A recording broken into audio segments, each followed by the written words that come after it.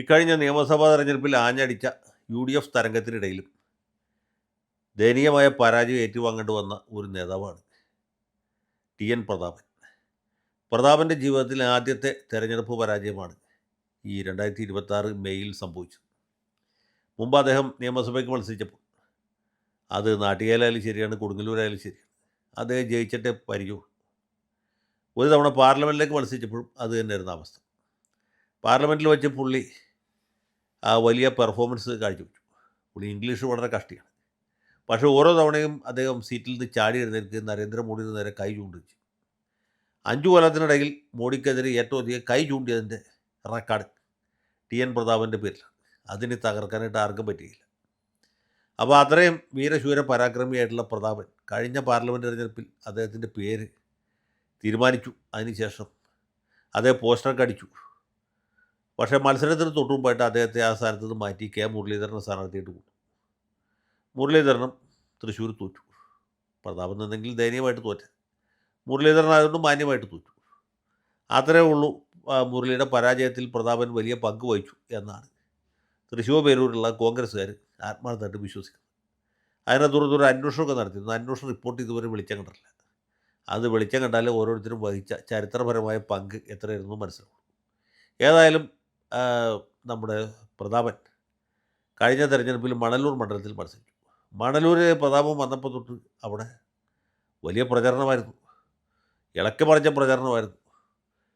BJP സ്ഥാനാർത്ഥി K Aneesh കുമാറും CPM സ്ഥാനാർത്ഥി, CPMൻ്റെ സിറ്റിംഗ് സീറ്റാണ് മണലൂർ, പക്ഷേ പൊതുവേ ഒരു കോൺഗ്രസ് മണ്ഡലമാണ്.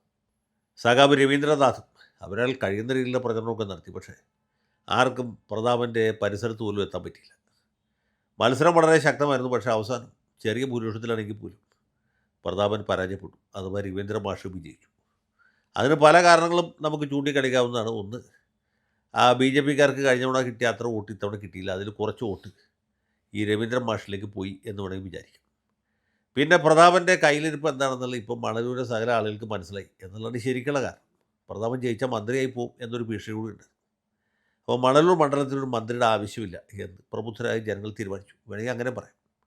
അല്ലെങ്കിൽ പനമ്പള്ളി പറഞ്ഞ പോലെ പറയുകയാണെങ്കിൽ പ്രതാപന് കിട്ടിയേക്കാൾ കൂടുതൽ വോട്ട് രവീന്ദ്രൻ മാഷ് കിട്ടി, അഥവാ രവീന്ദ്രൻ മാഷ് കിട്ടിയേക്കാൾ കുറഞ്ഞ വോട്ട് പ്രതാപന് കിട്ടി. ഇങ്ങനെ പല കാരണങ്ങളും നമുക്ക് ചൂണ്ടിക്കാണിക്കാം. പക്ഷേ ഈ പ്രതാപൻ അതിബുദ്ധിമാനായതുകൊണ്ട്, പ്രതിഭാശാലി ആയതുകൊണ്ട് ഇപ്പോൾ പുതിയൊരു കാരണം പുള്ളി കണ്ടുപിടിച്ച് അത് വിഷയമാക്കിയിരിക്കുകയാണ്. അതെന്താ വെച്ചാൽ ആ കാരണം കേട്ടാൽ നിങ്ങൾ ഞെട്ടിത്തരിച്ചു. ഈ രവീന്ദ്ര മാഷിൻ്റെ ഭാര്യ സഹോദരനാണ് നമ്മുടെ ഇപ്പോൾ വിശ്വവിഖ്യാതനായി തീർന്നിരിക്കുന്ന കരിമണൽ കർത്ത, അതായത് CN ശശിധരൻ കർത്ത. ശശിധരൻ കർത്താവിൻ്റെ സഹോദരിയാണ് രവീന്ദ്രനാഥ് മാഷ് കല്യാണം കഴിച്ചത്. പക്ഷേ രണ്ടുപേരും തമ്മിൽ വലിയ വ്യത്യാസമുണ്ട്. രവീന്ദ്രനാഥ് മാഷ് കോളേജിൽ അധ്യാപകനായിരുന്ന കാലത്തും MLA ആയിരിക്കുന്ന കാലത്തും ഒക്കെ വളരെ ലളിത ജീവിതം നയിക്കുന്നതാണ്. പുള്ളി ബെൻസ് കാറിലും BMW ഒന്നും ഒരിക്കലും കയറിയിട്ടില്ല.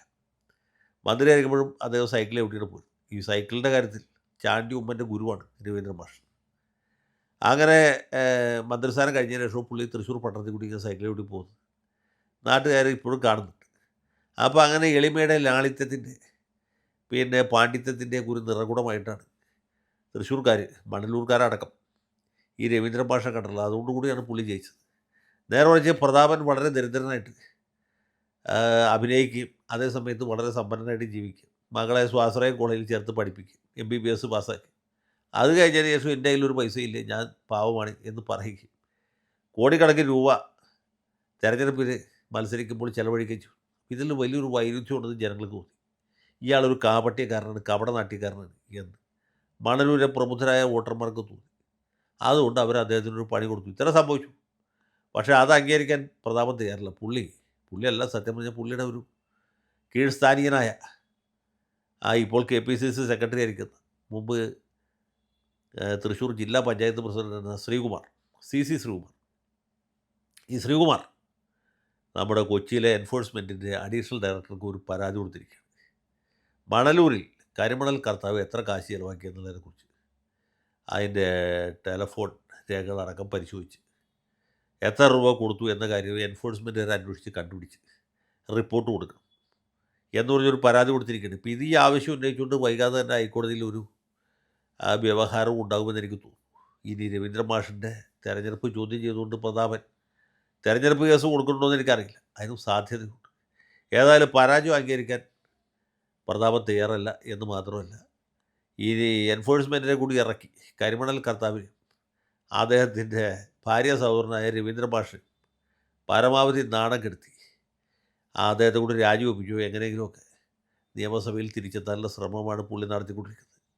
അതുകൊണ്ട് നിങ്ങളാരും പ്രതാപൻ തോറ്റുവെന്നതിൽ സമാധാനിക്കേണ്ട. മണലൂരെ പ്രബുദ്ധരായ സമ്പന്നരായവരെ ഉപതെരഞ്ഞെടുപ്പ് അടുത്ത് വരുന്നുണ്ട്. പുള്ളി രണ്ട് കൽപ്പിച്ചിറങ്ങിയാൽ പിന്നെ ആർക്കും തടയാൻ പറ്റുകയില്ല. അതാണ് പ്രതാപൻ്റെ പ്രതികാരം എന്നറിയപ്പെടുന്നത്. പ്രതികാരം വീട്ടിൻ്റെ പുള്ളി അടങ്ങിയുള്ളൂ. അതിൽ യാതൊരു സംശയവും വേണ്ട. അമൃതാനന്ദമയി ദേവിയാണ് സത്യം, സത്യം, സത്യം.